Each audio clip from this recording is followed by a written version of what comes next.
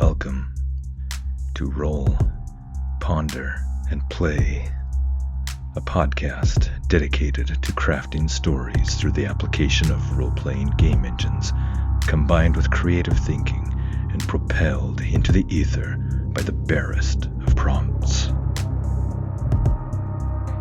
I'm Jared Hess, taking on all the roles of Game Master, Solo Player, Author, and Narrator.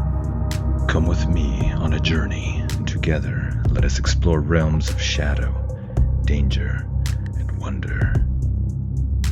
One role can decide the fate of many things.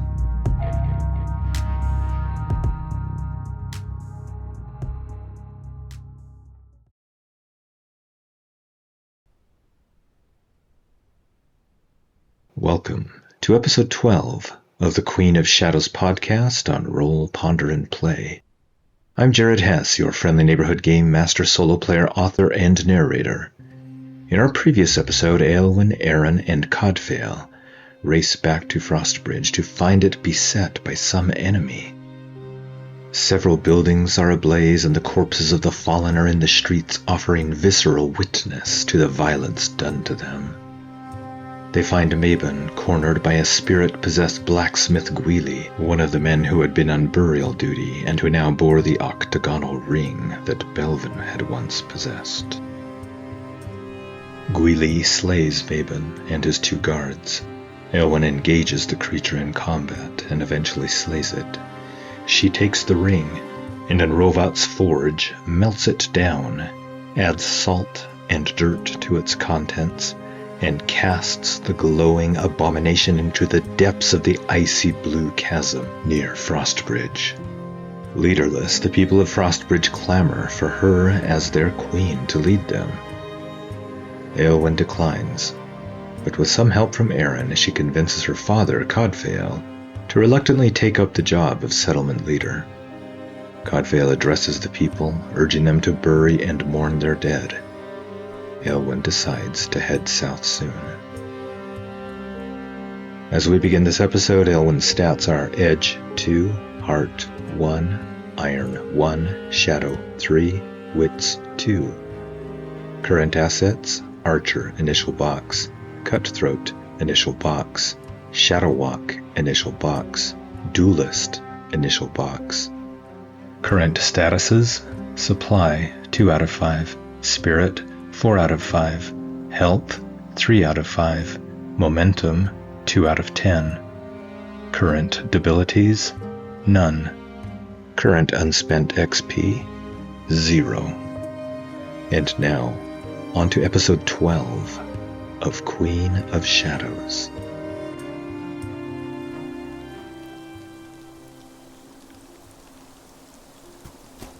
That night, the survivors held a special ceremony for the fallen. The snow had stopped, and for this brief time at least, the clouds had parted, unveiling dark skies that hosted pinpricks of light from cold and distant stars. The survivors gathered around a large bonfire for a ceremony of remembrance. They drank fire-warmed ale, sang songs of Mabon and the others who had lost their lives. And then something of the fallen was tossed into the bonfire. Families joined together to support one another. Children who were now orphans were adopted by other families, and life scraped ever onward in the savage Ironlands. Eilwen watched the flames lick at their fuel and followed the smoke up to the open sky above. A lump formed in her throat at the destruction of property and loss of life. She had missed Mabon especially, and her hand rested on the hilt of his sword. Her sword now. This attack would go down in the legends of Frostbridge for generations to come, assuming the settlement lasted that long. At least father was chieftain now, and Frostbridge was in the best hands she knew of. She heard the crunch of snow underfoot and saw a large man with a smaller, shorter man approach, a couple of dogs in tow. The smaller man had a fist pressed against his side and winced with each step. "Tristan? Kiffin? Oh, thank the stars you are all right," she breathed, moving over to them. "Hello, lass," Tristan said, his large face crumbling into sorrow at the sight of the bonfire and the weeping and singing. He seemed unsure what to do with his hands and eventually folded them against the cold. "A right foul business this has been." She simply nodded. "Aye," Kiffin added. "We saw the smoke from Justin's home and came as soon as we could." His sour face took on an even darker expression. "I was going to leave him alone and come by myself," Tristan said.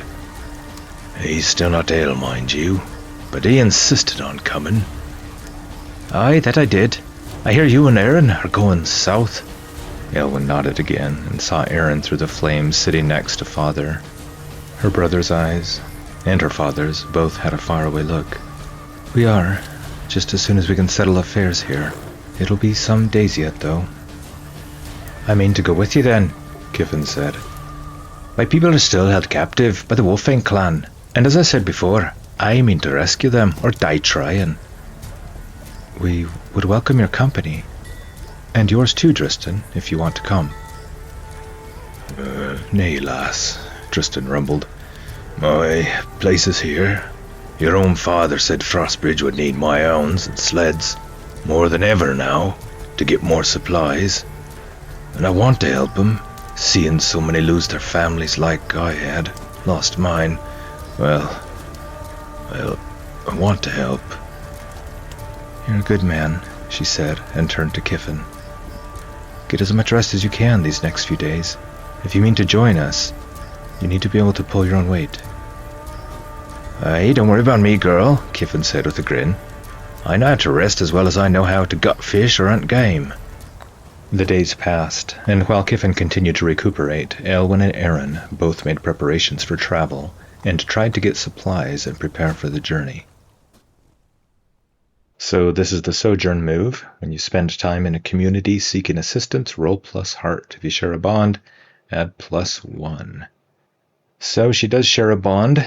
That gives her an additional 1, because her heart is 1.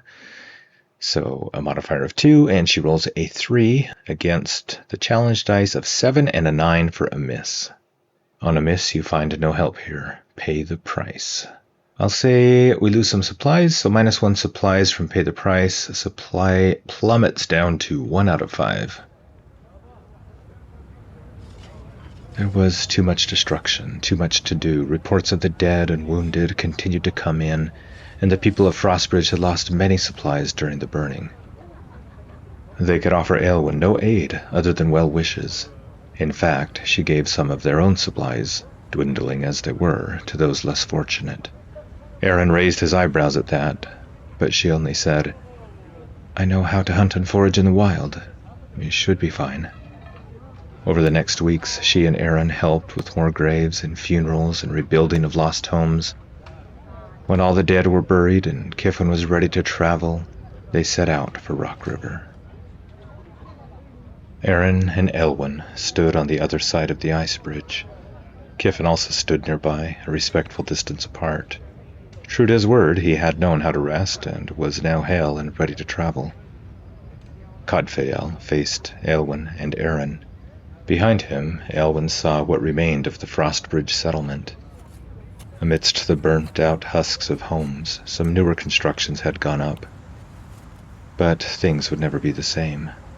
Fire and death had changed the home of her youth forever.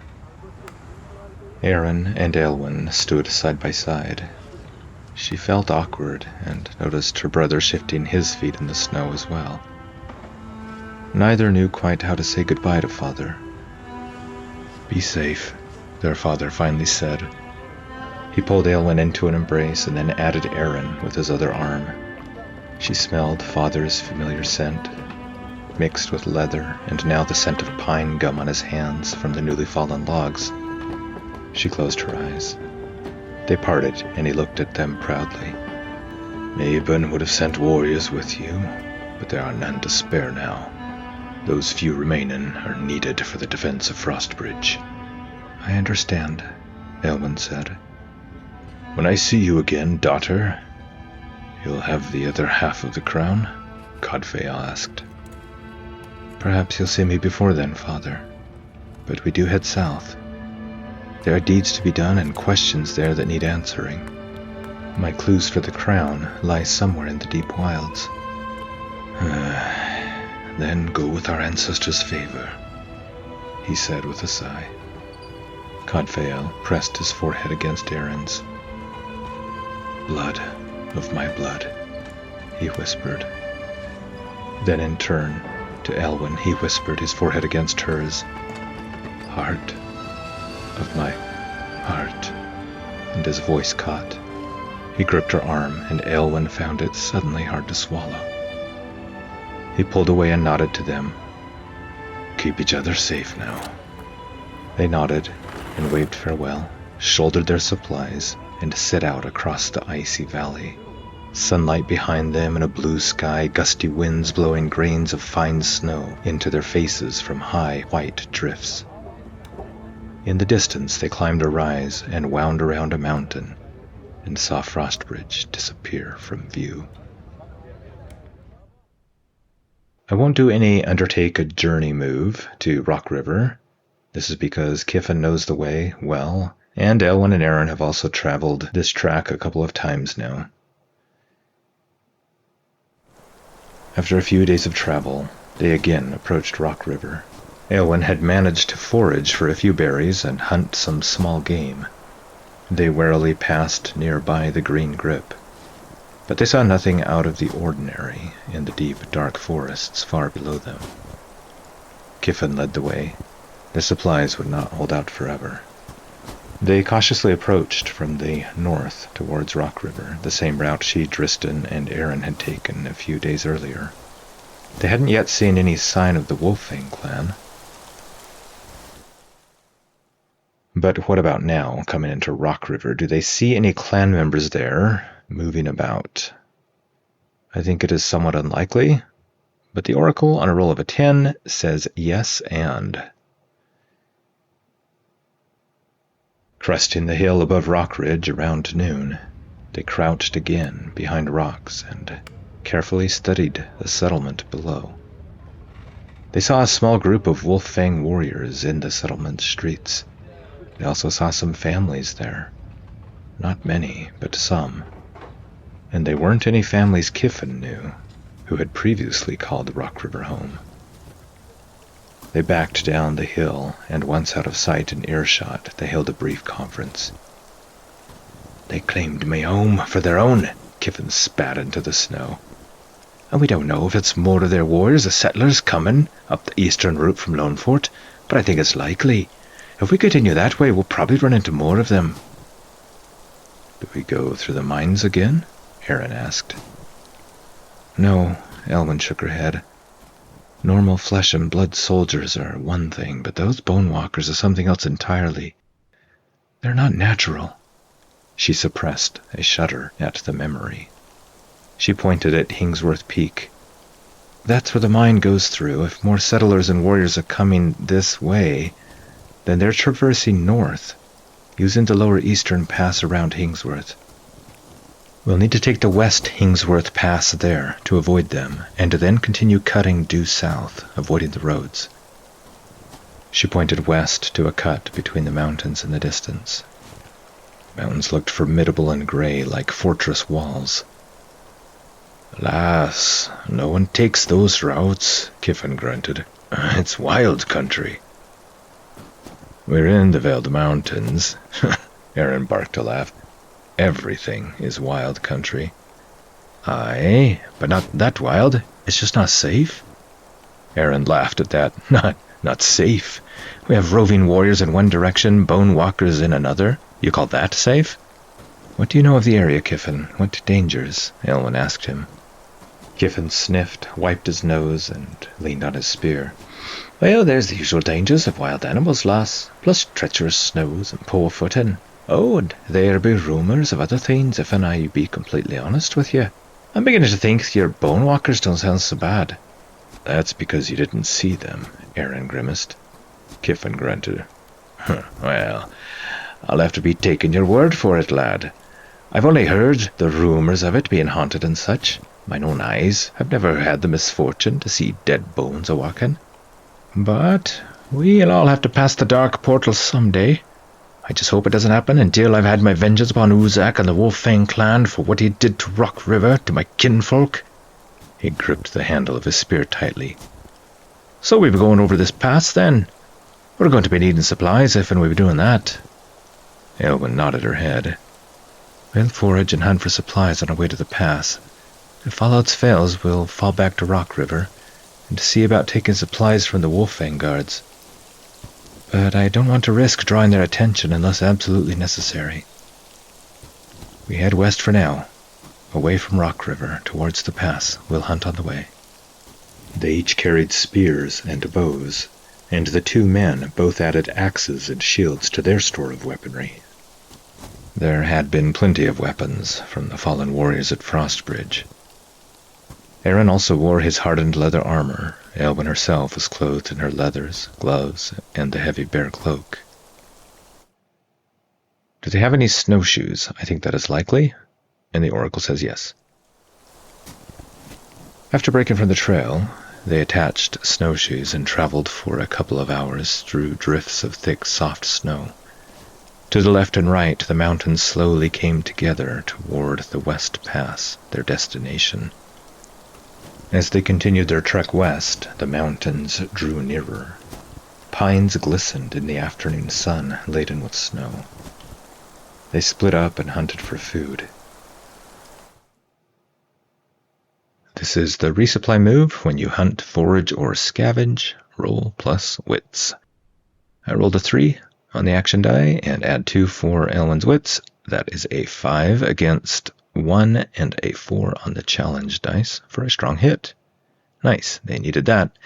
They have plus 2 supplies. Supply is now at 3 out of 5. Aron and Eilwen came back with a large buck they had cornered and brought down with bow and spear.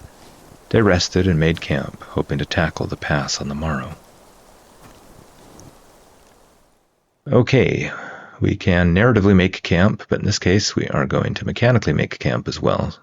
The make camp move says when you rest and recover for several hours in the wild, roll plus supply. I rolled a 2 on the action dice, plus 3 for a current supply is 5, and an 8 and a 6 on the challenge dice for a miss. Okay, I'm going to roll on the pay the price table. I rolled an 11, and it says you are separated from someone or something. Eilwen was fletching some new arrows when Aron came back with some firewood. "Where's Kiffin?" he asked as he dumped the load on the ground. "I thought he was with you." Eilwen looked up, concerned now that the sun was dropping. "He saw you go off for wood and said he'd look too." Aron frowned at the fading sunlight. "It'll be dark soon and much colder. We'd better go look for him," he said. Eilwen nodded and gathered her weapons and supplies, and they set out to look for Kiffin. This is gather information to try and find Kiffin's tracks. When you search an area, ask questions, conduct an investigation, or follow a track, roll plus wits. If you act within a community or ask questions of a person with whom you share a bond, add plus 1. Okay, rolling 5 on the action dice, plus 2 for Eilwen's wits against the challenge dice of 2 and a 4 is a strong hit. So we add plus 2 momentum, and they find and follow his tracks. Where did he go and why didn't he come back? Was he being hunted or followed by something? I think there's a 50-50 chance. The oracle says no. So I don't think Kiffin is lost, mainly because with snow and footprints, it's quite easy to follow your trail, unless it gets dark or the tracks get obscured, or you go a significant distance. They also weren't ranging super far for wood. I think it's more likely that he fell through some weak ice or treacherous snow down into a chasm, or under an ice river or something. He did say that the terrain was treacherous. Is that what happened? I think it's likely. And the oracle says yes, but he's only fallen part way. Is he unconscious? 50-50 chance? No, but he is injured. They followed Kiffin's tracks to where he traversed across a wide open area. Where the snow had built up, he had been heading for some trees and fallen limbs on the other side. The tracks stopped, and the thick, icy crust about it had gradually thinned in the spring sun throughout the day, and a hole in the snow showed that Kiffin must have plummeted down into some unknown depths. Darkness began to close in. "Kiffin!" Eilwen peered down the hole and called his name, but she heard nothing but a returning echo. She called again, and finally got a ragged cry in response. "Eilwen!" He sounded hurt. Clouds settled above in an impenetrable veil, and even without falling snow, it became difficult to see. I'm coming down, she shouted. "I should go," Aron sniffed in response to the cold. "I'm lighter, you're stronger, I go." "I'll tie the rope to me," Eilwen said to her twin, ending the discussion. "You hold the other end. Once I'm down, I'll tie it around him. You pull him up, and then lower the rope again, and then do the same for me." Aron slowly nodded, and Eilwen, after creating a quick harness around herself, nodded to her brother. It was nearly dark now, and Aron had jammed his torch in the snow by him, and then set himself with a good grip. He nodded back. She backed up to the lip and peered over her shoulder across the edge. Darkness yawned beneath her. She had a sputtering torch in one hand, and one hand on her rope. She heard Kiffin's voice below, groaning in pain.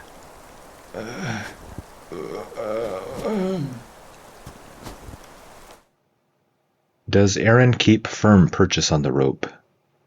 I think that is likely, and get a yes.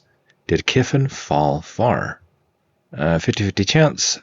Yes, and... Eilwen stepped back over the edge, trusting her brother. She jolted down a few feet and then swung spiraling in a circle over open air. Eventually, she arrested her spin on the ice wall, and Aron continued to lower her down, releasing rope a little at a time through his grip. "Kiffin!" she called out again. "I still can't see you." "I'm here," the voice called back from the darkness. It was nearer, but not within sight still. Stars above, how far down was he? "Lower me down some more," she called up to Aron. "Can't," Aron called down. "It's as far as the rope goes, and you're getting heavier every moment." She cursed. Do they have any more rope in their packs for a longer climb? I think that is somewhat likely, but the oracle says no, but... So not with them, but there is more rope back at the camp. "I'm going to untie myself and drop down," Eilwen called up. "Are you crazy?" Aron shouted. "Don't do it. I'll pull you up." The rope started to move, and she rose up a couple of handspans. She rotated again in the cold, dark expanse. "Stop!" she shouted up. Her feet reached out, and her toes caught the icy wall with her boots. She stopped rotating. "Kiffin? I'm tossing my torch down." Eilwen dropped it towards where she thought Kiffin was. Does it land by him? I think that's somewhat likely, and I get a yes. The flaming brand plummeted into the darkness end over end, and then it hit an icy ledge and sparks danced along its surface. She saw Kiffin. He lay on the icy ledge on his back. Thankfully, the large ledge would be big enough for her to land on, if she could just get down to it. The ledge sat off to her left a good distance. That might be a problem. Kiffin groaned, rolled over, and pulled the hissing torch out of the snow, keeping it alight. Thanks for the light," he called up weakly. "I can see him now. I'm doing this," she called over to Aron. "He's hurt, and there's no time to argue. Once I'm down, go back to camp and get more rope. Tie them together, and we'll go with the original plan." She pulled herself up the rope, her muscles burning, to get some slack. Then she wrapped one leg around the rope in a simple tie she could hold with one hand. Then with her other hand, and dangling upside down, she had enough slack to undo the knot around her waist. Some of her arrows fell out of her quiver and disappeared below. Upside down, the blood rushed to her head. Her simple pack dangled from her armpits. With the knot undone, she righted herself and felt suddenly dizzy. She clung to the rope for a few moments, then lowered herself as far as she could. Then, kicking off the ice wall in Kiffin's direction, she leaped towards him and let go. This is a face danger move. When you attempt something risky or react to an imminent threat, envision your action and roll. If you act with speed, agility, or precision, which she is, roll plus edge. And I rolled a 1 on the action dice. +2 for her edge is a 3. That is not good. And a 6 and a 10 on the challenge dice for a failure, a miss. Her foot slipped, and she spiraled as she leapt, her trajectory off as she careened through space. She landed poorly, spraining her ankle, and rolled along the edge. The wall brought her up short with a firm jolt of her head on the icy wall. She saw stars and groaned. She felt blood on her skull.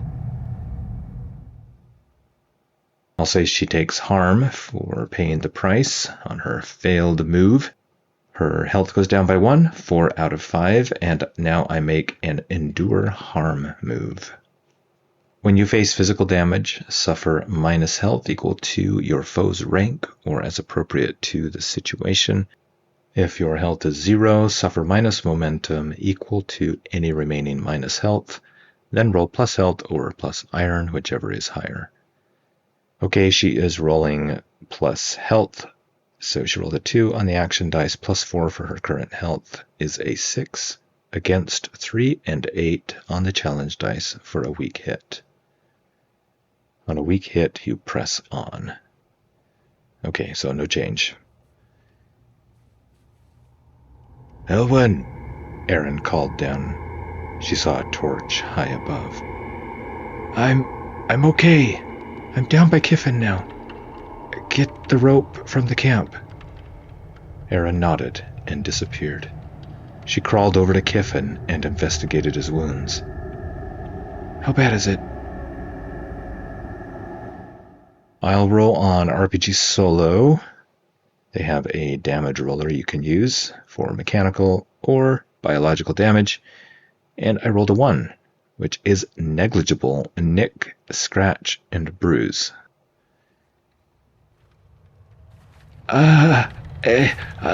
Lass, I hurt all over," Kiffin said. "I think I broke something. I'm certain I heard and felt something snap." She probed for injuries. He had mild scrapes on his hands and face from the ice and a gash on his forehead that looked much worse than it was. He winced when she probed his limbs and neck. But all in all, he had seemed all right. "You're one lucky man," she said, "to have survived a fall from that height." "Nothing broken?" He sounded surprised. She shook her head. "Just this." And she held up the broken shaft of a spear that was under him. "At least you didn't stab yourself." He grunted, "Ugh," and took the broken spear, looking at it. She sat back against the ice wall and massaged her own ankle, feeling for injury. She wrapped the sprain from a cloth in her pack. Her head still rang, and she could feel a goose egg forming. "Is there anything else interesting down in this cavern? I think it's unlikely," and the Oracle agrees and gives me a no. She peered about with the torch, but didn't see anything other than more empty space below them. It amazed her how winds and water and time could carve such things. "Thanks for coming for me," Kiffin muttered, stretching his neck. "I'd nearly screamed myself hoarse. Thought I'd die in the cold tonight. Now I owe you double for saving my life a second time." Eilwen smiled and nodded, then leaned back and let out a big sigh. Eventually Aron returned, and with his help, and the 2 ropes, they managed to extricate themselves from the pit and return to camp with less firewood than they had hoped. But at least no one had been seriously hurt. Once their limited supply of fuel burned out, they spent a miserable night huddled together against an outcropping of rock, and while it didn't block the cold, it did block the killing wind that slashed the area from the other side. But their clothing was thick, and with their shared warmth, they weathered it. On her left, as Kiffin rubbed his arms, and on her right as Aron drew in closer. And as her own chin danced up and down from the cold, Eilwen drew into herself, hugging her knees and tucking her head down within her bearskin cloak so that only her nose poked out. And she wondered if the deep wilds far away were really as warm as Mother and Father had said. The thought kept her company against the shivering dark night with its moaning winds.